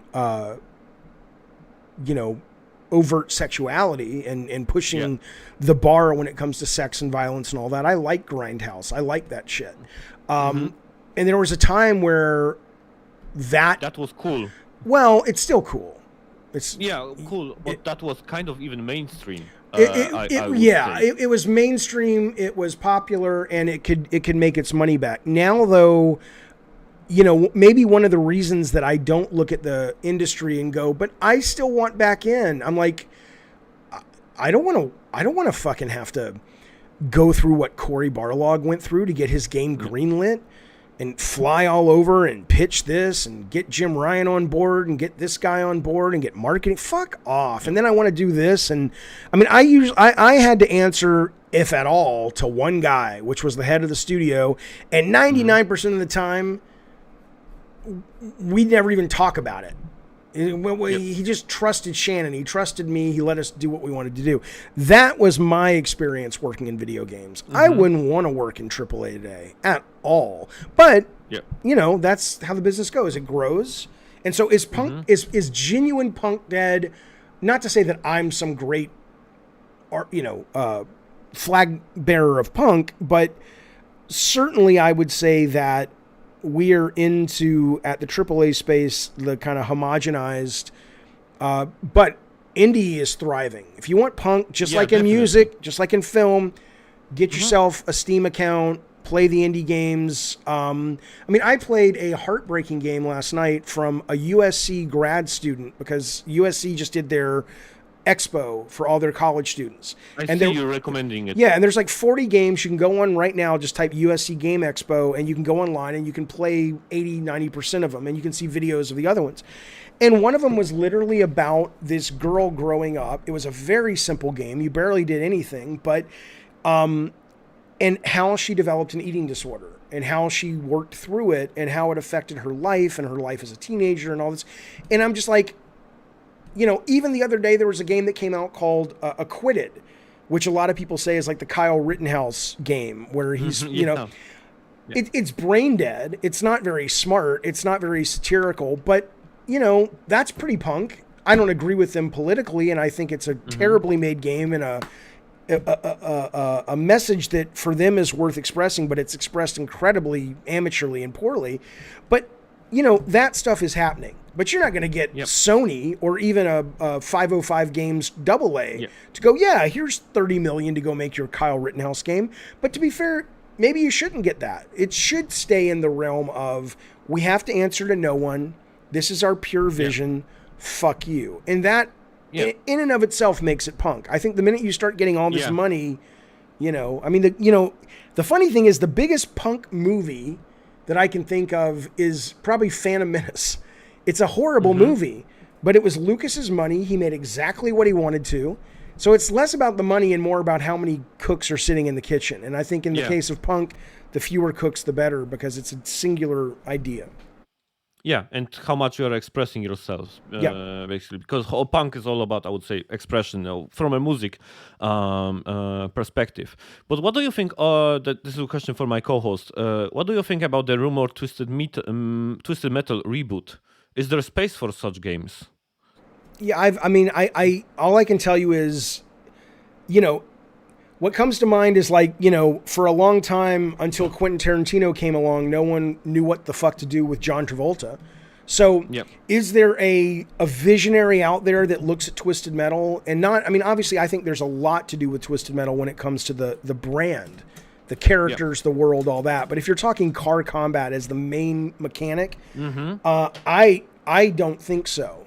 But I also have enough faith in fresh design to go, I'm sure somebody out there might have a brilliant idea, but I've never been able to really get my head around what you would need to do to really make the moment-to-moment gameplay compelling and still keep it vehicle combat.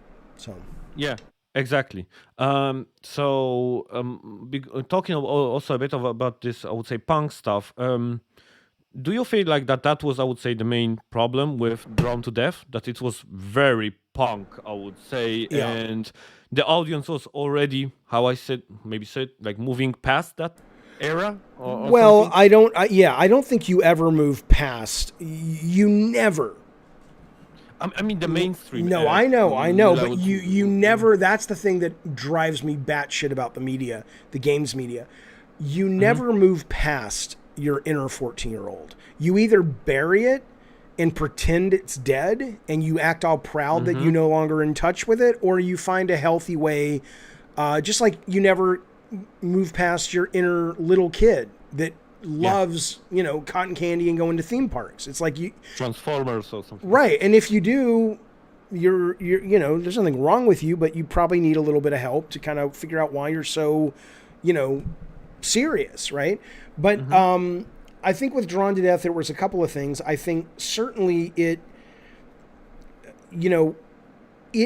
tried very hard to be a literal representation of what this kid's life was.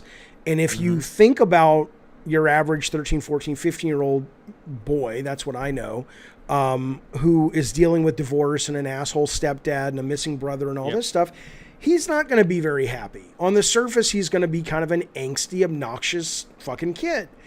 But we made sure to also go, hey, there's a sweetness underneath that. But, the media, again, I don't think it's the world's best. I love the game. I think it's phenomenal. But in terms of like the controls are problematic. There were some terrible design choices I made that I couldn't see until we were done, that I'm like, oh my God, I get why people are confused or not having fun. But ultimately what also hurt it was a changing of discourse, I would say. Yeah, but it was like a lot of these game journalists and reviewers were now, they had gotten pats on the head and they had grown up in an environment where it felt right and real and healthy to shit on their childlike selves and aren't we mature now? The art form is mature. That's why the old God of War is shit. The new God of War is great. Well, they're both great. Fuck you. Right? Same thing with Drawn to Death. It's like, it's vulgar. It's not sexist. It's not misogynistic, but it's vulgar. It's over the top sexuality. It's what, it's a fun romp when it comes to that. And there were a lot of journalists that just would not give it the time of day because it's like, it's ugly looking. It's supposed to be. It's drawn by a kid in a notebook. It's vulgar. It's supposed to be. And again, I don't. It's always a lame excuse for a creator to go, they just didn't get it. It's not that I don't think they got it. I think a lot of them took offense to it because it was like, you're not supposed to be saying those things anymore. We're supposed to be mature now. And say, oh, fuck you. I have no, I mean, again, people are like, would you go back to Sony? Sony wouldn't have me. And frankly, I probably wouldn't have Sony at this point. And I don't mean that disrespectfully. I have friends over there still that I have great respect for. But I'm like, I wouldn't want to fucking work at a company where I have to watch my fucking P's and Q's about shit. Fuck off. My whole life, I have been very aware that as far as we know, we get one life on this planet. And maybe when it's done and that's it. Why in the fuck am I going to go around trying to make all these other people happy except my family and my friends? Give a fuck about what you want when it comes to your views of, morality. I'm not gonna push mine on you, but I couldn't do it. I couldn't do it. Yeah, I think I kind of learned it and understood it much more after started watching your streams and just how you deal, I would say, with the shows, with the interviews, and how you talk about stuff. I think it's, I would say, the same way, that it's not, Sony wouldn't have you, like you said, but not in a bad way. It's just that the things that you want to do and how you want to express yourself is not something that they are actually now chasing. No, and they don't make any, and there's no money in it. There's only bad PR in it. And, to them, I put creativity and honesty and genuineness ahead of money. And I don't mean that like they're bad people. But clearly, they show up to work, a lot of them, most of them, I guess, at the executive level, because they want to pay for their houses, their cars, their kids' college, and all that stuff. And that's the most important thing. So they'll toe the line, and that's fine. Most people are like that. Yeah. But I can't do that. I won't do that. That's just not in my makeup. And that doesn't mean I'm better or worse. It's just that, I couldn't survive a week at Sony at this point. Yeah, I also don't think that it's bad for, I would say, those, let's say, punk games or those genres, and so to not be in that place. I think they're perfectly fine where they are, and they should cherish, I would say, the space that they are that they are covering. Coming back to that question from the audience guy that was talking about horror games with you. Yeah. Because that's something that came to my mind when he said that there are just the indie games are only, I would say, platformers and side scrollers, Metroidvanias and all that. and that's on. But I also think like, well, I agree with you about, I would say, the generational shift, like who's making those and so on. But also on the other hand, I think those games just have a bigger audience than, I would say, horror games. From my perspective. Sure, I mean, it depends what you're talking about, but sure, it's easier for a game like Rogue Legacy or Dead Cells or Hades to connect with a much bigger group than a game like, you know, the Mortuary's Assistant, which is coming out soon, which is literally you're a woman working in the morgue embalming bodies when shit starts to go crazy. Yeah. You know, but yeah, I mean, and that's and I again, that's almost like the industry is so it's like every art form that is popular, eventually when the shit settles, you end up here. You end up with the expensive stuff being very vanilla, not bad, and every now and then you get somebody who can work in that vanilla industry, whether it's Kevin Feige, whether it's Steven Spielberg, whether it's Rob Zemeckis, who can make something with some heart, but it's still very commercial. But the stuff that's really personal or really emotional or whatever, that tends to go to the margins. Indie films, alt music, indie games. And I think that's what's happening. I think the only thing that I find shitty about it at the moment is in the indie space of music and in the indie space of film and television, the people who really love the medium are the more vocal, obnoxious people, right? And the people who just love Transformers and that's it, they don't even care about the conversation. And in video games right now, you are treated almost like a leper by a very vocal group of the core gamers who act like that if I have a game like Unsighted or Unpacking on my Game of the Year list, sitting next to Ratchet and Clank Rift Apart, somehow I've, you know, Amber Heard it all over your fucking bed. And I'm just like, you know, no, I'm the guy. You're the guy who gets games. We're the guy who loves games. You're the guy who loves Transformers. You don't even deserve to be having a conversation. Sit down and go watch your fucking popcorn thing and don't think you're smart enough or engaged enough or experienced enough in the industry of games, not making games, but playing games, to actually have an opinion that we value, because that's not you.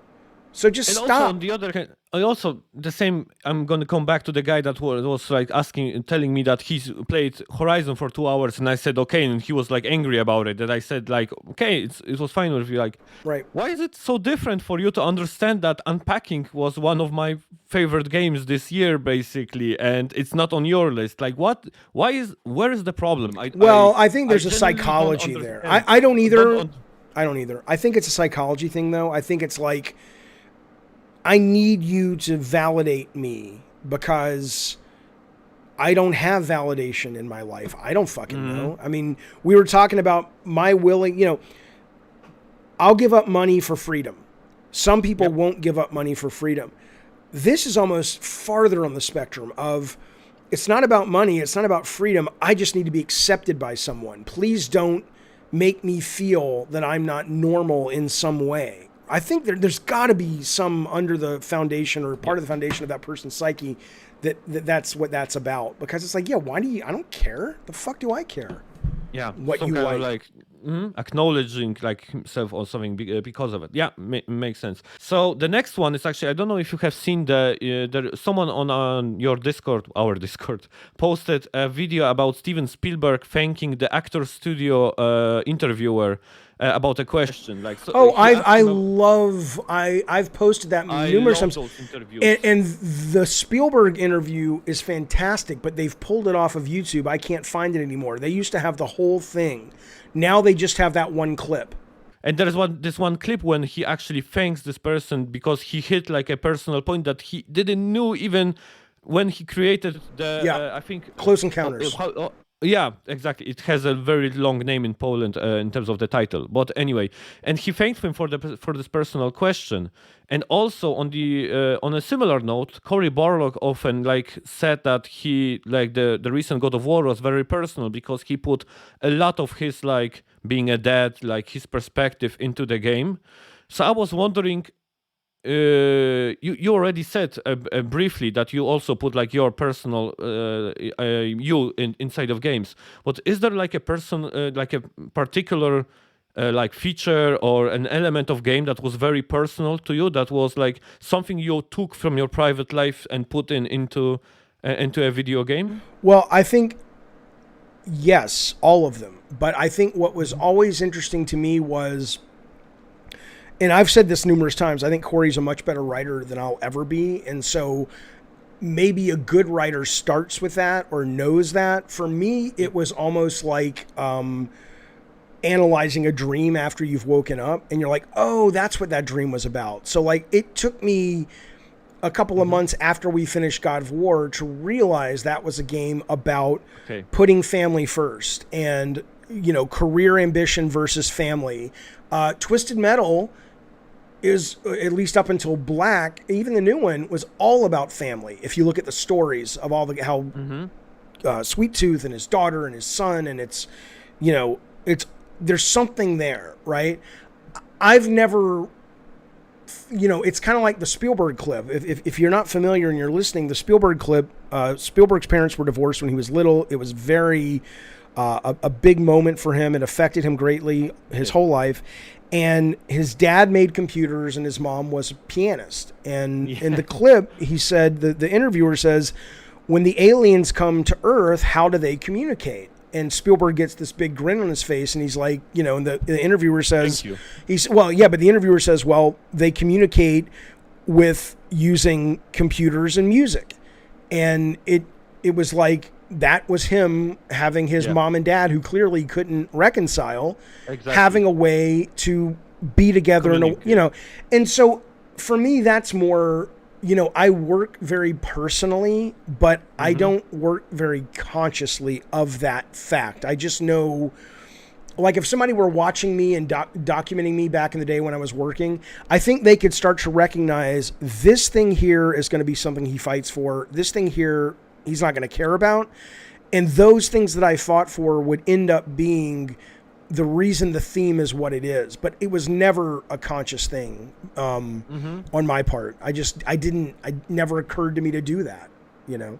Yeah, so it was a bit what I would call like a reverse, like Cory maybe like started from his private stuff, like, and expanded it into a whole like universe or story, and it was for you that like, well, we all start from our private stuff. It's just a question of what we know about it. Are we conscious of it? Well, yeah, like I wanted to make something. My consciousness of making God of War was I wanted to go back to being 10 to 14. I wanted to make a game that made me feel like when I felt when I watched Raiders of the Lost Ark, Clash the Titans, read Heavy Metal magazine, saw Heavy Metal the movie. I knew I wanted that. I had no idea I was also working with the team to create a game about family and work. Never occurred to me. So yeah. So you must like the Fast and the Furious series. I love the Fast and Furious. I mean, the last one I couldn't watch. It bored me, but I love it when it's amped up to crazy.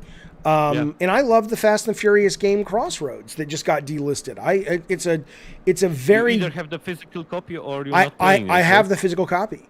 I adore it. It's janky. It's a C-level game, but it's so batshit fun. I'm good. What do you need more? Okay, so the last question, but we already also kind of, I think, touched upon it. You seem to be working on many genres and constantly doing something else, while others like Kevin Levine or Hideo Kojima, Warren Spector were more focused on one thing. Where does it come from, do you think? Probably it probably comes from the kind of environment Sony shaped when I was there, which was from Alan Becker and Shuhei, and the idea of make what you're interested in. And it also comes from me yes, I care about money, but I've always felt that if, and it's kind of naive, but it's kind of true. It's a balance. And sometimes you get the balance right and sometimes you shit the bed with it. But if you make something you're passionate about, that's half the battle. And so I've known Ed Boon now for 20 years of Mortal Kombat fame. I don't know how that man does it. Every game gets better for the most part. The newest one is one of the best selling, if not the best selling, and it's a fucking blast to play, the new Mortal Kombat. I couldn't make the same goddamn game over and over and over and over. I couldn't do it. It's not the same game, but the same type of game. Premise. But a lot of that also does have to do with they're still currently working and I'm not, in the sense that unless you are working in the indie space, games are too expensive now. It's like, I'm sure Naughty Dog could pull it off, but if you go to Naughty Dog and say, okay, now we want to make a real-time strategy game because, what's his name? Neil Druckmann's really into that suddenly. Well, I mean, they could do it. They'd probably get the green light, but games cost so much money now that you really want to specialize in genre, because, it's hard to start from nothing. And your crew knows how to do lightning. If you look at Elden Ring, one of the reasons Elden Ring is so great is that it's like the 6th iteration of that game. A lot of people will get up pissy with me when I say this, which is I think it's a very big difference. Like I played Bloodborne last year for the first time, loved it, finished it, it was great. I think they're similar in moment-to-moment combat mechanics and the level-up system, but the open world and other things has made a huge difference for me. But I don't think they could have gotten there if they just started from scratch. No. I think they have all of those games to build on, and then they add this big piece, and suddenly it's this new magical thing that's the best-selling game of the year. It's outsold Call of Duty, which, if you can believe that. Yeah, exactly. So I think these days, it becomes much harder to be that kind of developer. It's another reason I wouldn't want to work at Sony anymore. If I got pigeonholed into, you're the God of War 2.5D side-scrolling guy, I'd make that once. I don't want to make it again, but I don't want to make games anymore anyway. I don't enjoy it, so... It's much fun to just, talk about them. It is. And play them. Play them, talk about them, debate them, discuss them. And I kind of, there's that whole...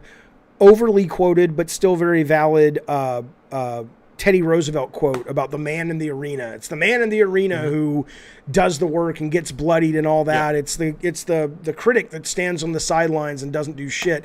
And I'm happy that I've already been in the arena, so I don't have to feel guilty about that. I'm like, no, I've been in the arena. Fuck you. Now I'm doing this. Yeah. But end of the day, though, fact of the matter is, I like this more.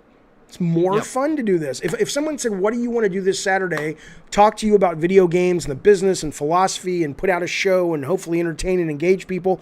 Or do you want to sit, put on some music, look at your notepad and figure out a new mechanic for Kratos to use in God of War 5? I'd be like, oh God, I don't want to do that at all. That's so hard. This is fun. So yeah, exactly. So I hope this was fun, because I would say I'm out of the points and questions that I had. So thank you very much, Jaffe. Of course, thank you. First of all, thank you for the games you've created. With a lot of other people.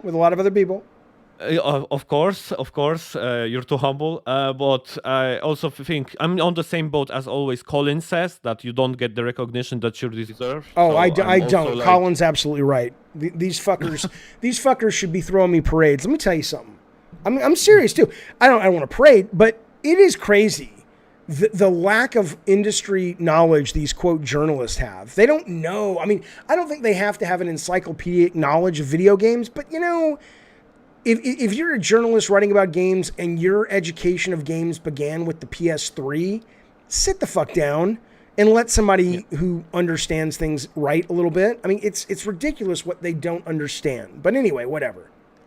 Well, maybe we're gonna end with this one, because there was also this Gene Parks thing. Quite, I love Gene Parks quite recently. Yes, and I'm more on the boat that I even prefer like journalists that write about games to even not be, I would say, that good at games, because I would prefer them to be journalists first and gamers second. I would too. I mean, yeah. But, He's a great.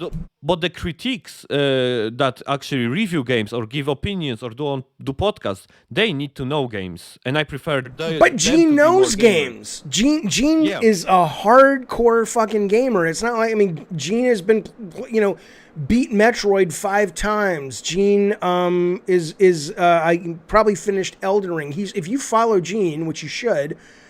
He's always going on about what he's playing. He's not some fly-by-night, gamer. Yep. He's as hardcore as they come.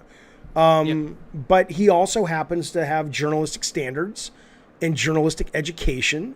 And he values, I was reading an article he put out yesterday where he was reviewing or opining on Halo Season 2, right? And it was so refreshing. And he was pretty negative on it, but it's clear he loves Halo. He's played all the Halos. He knows the lore. But it was clear I never felt the need to go, there's an ulterior motive here with this guy.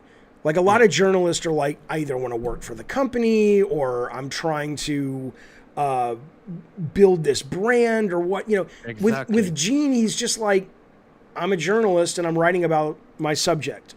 And you can trust it. And it's unfortunate that doesn't get... But again, people are stupid. Today's fucking education, at least in America, is terrible. Teachers are great, but they're forced to teach just not critical thinking. The fact that you've got younger people coming after Gene Park, a motherfucker who's a real fucking journalist, who's covered crime and has covered local government and has been in the business for 20 years, went to school. The fact that they're coming after this guy... because he has an opinion or he expresses an idea about a video game that they don't like. I'm like, motherfucker, this is the cool drink of water in the desert that you're currently trapped in that is reading shit journalism. It's like you should be self-aware enough to go, that's someone I should pay attention to. You don't have to agree with him, but I shouldn't poo-poo him. But they treat that guy as bad as they would treat somebody on YouTube, not that this guy should be treated badly either, with like 5 views. And I'm like, this guy's earned your respect, but you're just too stupid to know it. I hate him. I hate him. Yeah. Okay. So let's end it here. So thanks everyone for watching. Sorry for my accent, for the, I would say, American. Never fucking do that. Americans are so. You speak at least 2 languages, right? Okay. Yeah. At least. How many do you speak? Yeah. I speak English, Polish, of course, and a bit of German.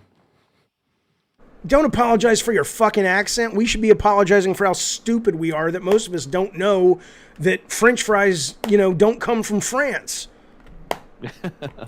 So, okay. Yeah. Okay. So, anyways, thanks for watching, Jeff. It was a pleasure having you. You as well. On the show. Maybe we can do it sometime again. Absolutely not. Absolutely not. Appreciate your streams. I will be there in the comments. Believe it or not. Oh, I believe it. And have I would say, I don't know, good night. Well, it's 1:00 in the morning. Yeah, whatever. I'm gonna go watch the movie The Sadness on Shudder with the stream tonight because it's supposed to be incredibly gory. I can't wait.